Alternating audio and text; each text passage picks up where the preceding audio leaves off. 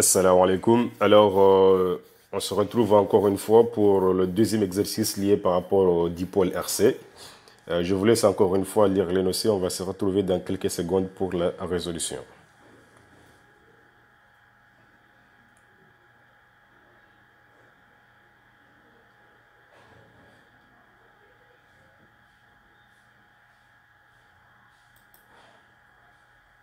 Nous avons donc les schémas concernant donc notre exercice.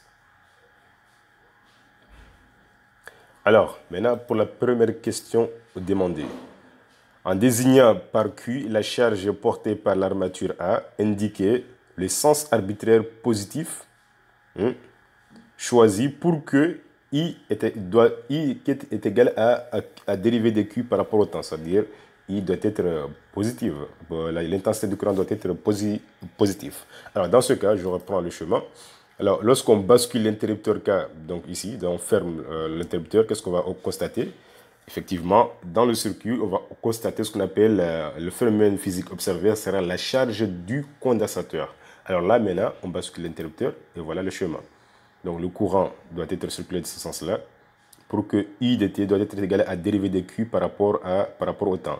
La charge QA ici, elle sera positive parce que le courant rentre à ce bord-là. La charge QA, elle sera supérieure à 0. Cette armature-là, l'armature donc A donc sera chargée positivement et l'armature B sera chargée négativement. Alors QA sera donc positive, cette charge-là. Donc là, si c'est positif, alors automatiquement, I de T doit être égal à dérivée de Q par rapport au temps, strictement supérieur à 0. Alors maintenant, la question suivante, c'est en appliquant la loi des mailles, on demande d'établir l'équation différentielle vérifiée par Q dt et en déduire l'équation différentielle liant la tension aux bornes du condensateur. Alors là, on applique directement. On applique la loi des mailles. Effectivement, on aura ici la tension UC plus la tension UR moins E est égal à 0. Donc, UC plus UR est égal à E. C'est ce que vous voyez ici. Alors maintenant, or UR est égal à R fois I, avec I est égal à dérivée de Q par rapport au temps. Alors, on peut écrire que UR est égal à R dérivée de U par rapport au temps, remplaçant I par son expression. Et on sait que Q est égal à UC fois C. Et alors, UC est égal à Q sur C. Vous remplacez l'expression de UC par son expression et UR par son expression et vous aurez l'équation différentielle suivante. Maintenant, pour avoir l'équation différentielle liant donc la tension UCDT, c'est facile. Vous prenez juste la relation liant la charge avec la tension UC au bord du condensateur. Et là, vous pouvez tirer que Q est égal à UC fois C. Et en remplaçant ici, vous pouvez avoir donc l'équation différentielle suivante. Question suivante. C'est donc l'équation différentielle établie précédemment admet pour solution Q dt est égal à alpha facteur de 1 moins exponentielle de moins t sur bêta. On nous demande de déterminer les expressions littérales de alpha et bêta et en déduire l'expression de l'intensité I dt du courant. Alors, allons-y. Alors, on va prendre l'expression, c'est-à-dire on va prendre Q dt est égal à alpha facteur de 1 moins exponentielle de moins t sur bêta. Qu'est-ce que nous allons faire? On dérive d'abord l'expression, comme d'habitude. Hein. On a dit que lorsqu'on vous donne l'équation, donc la solution de l'équation différentielle, pour vérifier ça, il faut au préalable penser déjà à dériver la solution. Alors, dans l'équation différentielle, vous voyez très bien que nous avons dérivé de Q par rapport au temps. Alors, il faut d'abord dériver cette valeur-là. Alors, nous dérivons la solution proposée, c'est-à-dire dérivé de Q par rapport au temps. Ça nous donne ici alpha sur bêta exponentielle de moins t sur bêta. Alors, on va remplacer la dérivée de Q dt par sa valeur, ainsi que Q par sa valeur. Et là, vous aurez l'expression suivante. On est d'accord? Alors, après ça, on va factoriser par alpha exponentielle de moins t sur bêta. Et on aura ceci. Alpha exponentielle de moins t sur bêta, facteur de 1 moins 1 sur bêta moins 1 sur RC. Donc, plus alpha sur RC moins E sur R. Et à partir de là, est égal à 0, n'est-ce pas? Nous avons encore une somme est égale à 0 si chaque membre de la somme est égal à 0. Donc, on aura ici cette expression-là est égale à 0 et l'autre expression encore est égale à 0. On sait que alpha exponentielle de moins t sur bêta est différent de 0, alors ça sera 1 sur bêta moins 1 sur RC est égal à 0 et alpha sur RC moins E sur R est égal à 0. Et là, on trouve bêta est égal à RC et alpha est égal à CE. Et là, vous pouvez déterminer complètement l'expression de QDT qui est égal à CE facteur de 1 moins exponentielle de moins t sur RC. Alors maintenant, on nous demande d'en déduire en fait l'intensité du courant. Alors on applique la définition que U dt est égal à la dérivée de Q par rapport au temps. Alors vous dérivez juste l'expression de Q dt et vous trouverez la relation suivante. La question suivante, déterminer graphiquement la valeur de la force électromotrice E du générateur ainsi que la constante taux du temps du dipôle RC. Alors on prend donc l'évolution de la charge donc donnée. Plutôt, je m'excuse, l'évolution de la tension UDT. Alors pour cela, qu'est-ce que nous allons faire? Pour déterminer la valeur de la tension E, c'est quoi? La tension E représente la valeur maximale ou bien la valeur limite de la tension UCDT.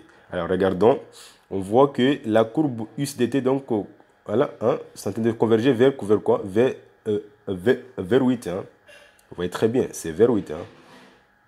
UC donc se converge vers 8. Donc à la partir de là, qu'est-ce qu'on va voir? On peut dire que donc la valeur de 8 représente la limite de UCDT. Comme UCDT, donc la valeur limite de UCDT est égale à 8, alors on va conclure que la valeur maximale de UCDT est égale à 8. Si UC maxi est égal à 8, alors la force électromotrice donc, du générateur est égale à 8. Ça, c'est réel. Maintenant, pour déterminer la valeur de la constante du temps, qu'est-ce qu'on fait? On trace, comme on a déjà dit dans le cours, la tangente à l'instant t est égale à 0. Regardons, je trace la tangente. Hein. L'instant t est égal à 0. Et à partir de là, je coupe l'asymptote IC est égal à 8. Et là, je vais tracer la parallèle donc de l'axe des Y passant par ce point-là. Et il va couper l'axe des abscisses au point tau. Alors, on trace pour vous projeter. Et là, vous allez trouver ici, on place la valeur de taux. Ce point-là correspond à la valeur du taux. Et là, on peut lire 1, 2, 3, 4, 5. Donc, j'ai ici donc 2 mm.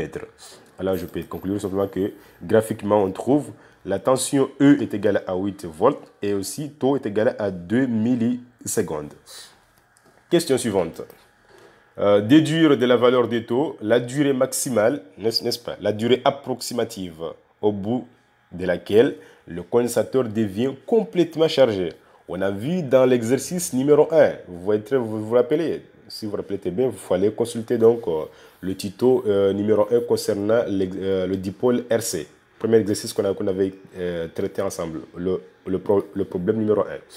Alors on avait dit que le condensateur donc, est chargé, donc, doit être chargé la durée approximative pour que le condensateur soit complètement chargé ou complètement déchargé est de 5 fois taux.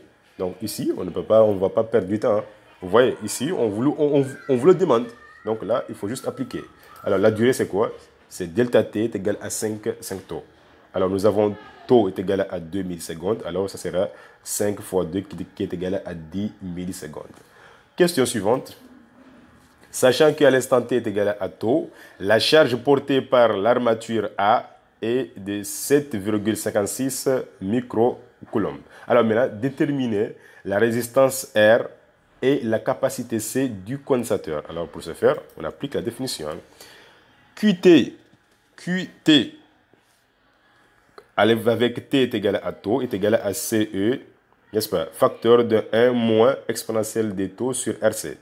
Or, taux que nous avons ici est égal à RC, c'est-à-dire la constante du temps du dipôle RC. Alors, on aura que Q des taux est égal à CE, facteur de 1 moins exponentielle de moins 1.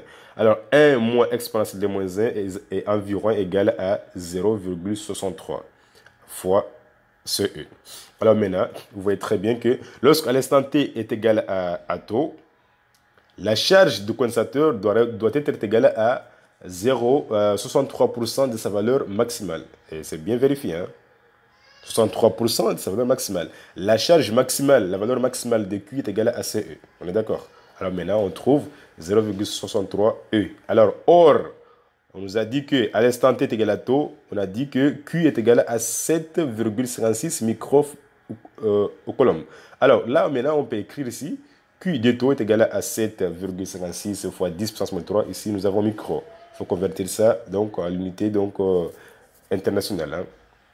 Donc là, on aura 7,56 fois 10 puissance moins 6 est égal à 0,63 CE. Or, E est égal à 8, donc 0,63 fois 8 nous donne ici 5,04 fois C. Alors vous avez cette expression-là, vous avez 7,56 fois 10 puissance moins 6 est égal à 5,04 C. Alors on tire ça ici. Alors on aura C est égal à 1,5 fois 10 puissance moins 6 farad. Et donc là, vous pouvez l'envoyer donc en micro si vous voulez. Il représente ici 1,5 microfarad. Maintenant, à partir de là, on a déterminé la valeur de la capacité du condensateur. Et maintenant, on va en déduire la valeur de la résistance R. Alors, pour déterminer la valeur de la résistance R, on applique la constante du temps. Donc, on connaît taux. On sait que taux est égal à R fois C. Donc, on a la valeur de C, on a la valeur du taux. Alors là, on peut déterminer R. Alors, on applique taux est égal à RC, alors R est égal à taux sur C. Et l'application numérique nous donne ici une valeur de 1,33 fois 10 puissance 3 fois 10 puissance 3 ohms. Et là, on peut écrire est égal à 1,33 kilo ohm. Voilà. Maintenant, question suivante. Déterminer donc l'instant T1 sur 2 pour lequel Q dt est égal à 1 demi de Q maxi. D'accord? L'exprimer en fonction des taux. Alors là, on va appliquer tout simplement, ce n'est pas un problème. Même procédure qu'ici. Hein. Alors j'aurai Q dt est égal à CE, n'est-ce pas? Facteur de 1 moins exponentielle dt sur RC, qui est égal, on a dit, est égal à combien? À 1 demi de CE. 1 demi de CE. Donc j'égalise la charge est égale à 1 demi de CE. À partir de là, on peut simplifier CE. On aura 1 moins exponentielle de moins t sur RC est égal à 1 demi. Et là, maintenant, donc, je transpose donc le 1 vers l'autre membre. Et j'aurai donc 1 demi, n'est-ce pas? Moins 1 est égal à moins 1 demi. Moins avec le moins qui va rester, vont être simplifiés. Et là, on aura exponentielle de moins t sur RC est égal à 1 demi. Donc, en prenant donc l'inverse pour chaque membre, on aura exponentielle de t sur RC est égal à 2. Et là, je prends la fonction ln. Et là, j'aurai quoi? J'aurai donc... j'aurai ici donc t de 1 demi, c'est-à-dire l'instant t de 1 demi sur RC est égal à ln de 2. Je prends donc ln dans chaque membre. Hein. ln d'exponentielle de t sur RC est égal à ln de 2. Or, ln d'exponentielle de t sur c est égal à t sur RC. Donc, j'aurai ici t de 1 demi sur RC est égal à ln de 2. Et là, j'aurai t de 1 demi est égal à RC ln de 2. Or, RC est égal à taux. Donc, vous avez la durée, donc t de 1 demi qu'on a demandé d'exprimer en fonction des taux. Donc, nous avons bien taux ln de 2. Alors, si vous voulez, vous pouvez faire l'application numérique, mais ce qu'on nous a demandé, c'est d'exprimer tout simplement en fonction des taux. Et voilà, sur ça, donc, je vous remercie. Et on se retrouvera prochainement pour le cours concernant le circuit LC, Inch'Allah.